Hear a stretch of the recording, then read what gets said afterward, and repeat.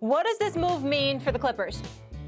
Well, to me, it means that they definitely have improved significantly. It's not just because you've got a point guard, a legitimate, bona fide, quintessential point guard, not just somebody who's stout on the defensive end of the floor or who's supposed to be stout on the offensive end of the floor. You have a cerebral guy at the point guard spot to run your offense, freeing up the Paul Georges and Kawhi Leonards of those responsibilities, putting them in a position where they get to just do their thing as opposed to having to facilitate opportunities for themselves. And that's a big, big deal.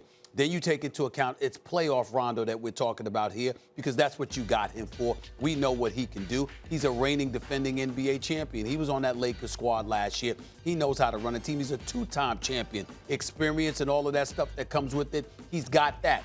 Then you have to take into consideration the fact that because he's with the Clippers, how much did that potentially do to the Lakers, which is something we'll get into a little bit later, because you're talking about a guy that's incredibly familiar with the things that the Lakers like to do in order to be successful. So he's able to bring his already supreme intellect to the equation. But then when you combine that with his knowledge of what they want to do and how they want to do it, because he's been their teammates, you never know what kind of profound impact that could have. But ultimately, it all equals to this. There is no excuses, and it puts Kawhi Leonard in the line of fire. The pressure has mounted significantly. He wanted a point guard desperately. He's got a point guard. The Clippers have given him everything that he needs. It's on him. He wasn't the man in San Antonio, okay? Even though he was the man in Toronto to some degree, we all know what role Kyle Lowry and them played from a leadership perspective and the continuity and cohesion that they had available to them because they had been accustomed to playing with one another for years. Now it comes down to Kawhi Leonard, the face of this franchise, the man that they mortgaged the farm for. This is what it's all about, and it's on him. And I love it because this is when we're going to find out what this brother's made of. I'm not talking about points, Max. I'm not talking about his personal level of production.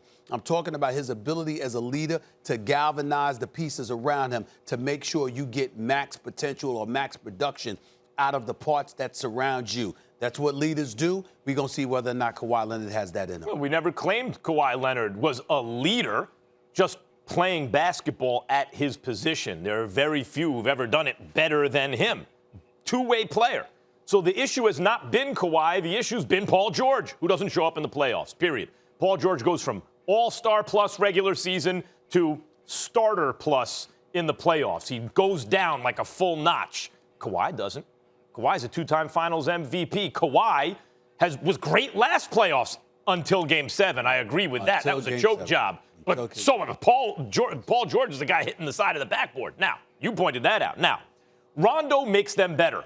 I wouldn't say no excuses better. I would say better because they had to give up Lou Williams to get him. And it's too bad for the Clippers because the Clippers wanted to add Rondo in the offseason, but they couldn't make it work because Rondo wanted to go get paid.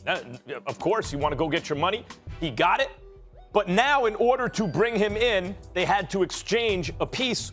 In the regular season, Lou Williams better than Rondo. And it's not like Lou Williams can't play under pressure. It's just that what this team needed, they're playing Kawhi sort of as a point forward. That's not really him. He's gotten much better at it, even this year than last year than the year before. He's gotten much better at it. But that's not him naturally. They needed a floor general who can organize their offense and a guy who can help Paul George when it matters most in the playoffs. They got that in Rondo, but they gave up one of the best sixth men ever. I mean, who perennially is in running for sixth man of the year in the history of the game as much as Lou Williams? They had to give that up. They got marginally better. Now, marginally better might be enough because they were knocking at the door as is. But let's not make it like, oh, now they got Rondo. They didn't have to give anything up. No excuses. Kawhi, he ain't there because Kawhi needs an excuse. He's there to help out the offense, and if anyone needs help on that team under pressure, it ain't Kawhi, it's Paul George. Thanks for watching ESPN on YouTube. For live streaming sports and premium content, subscribe to ESPN+.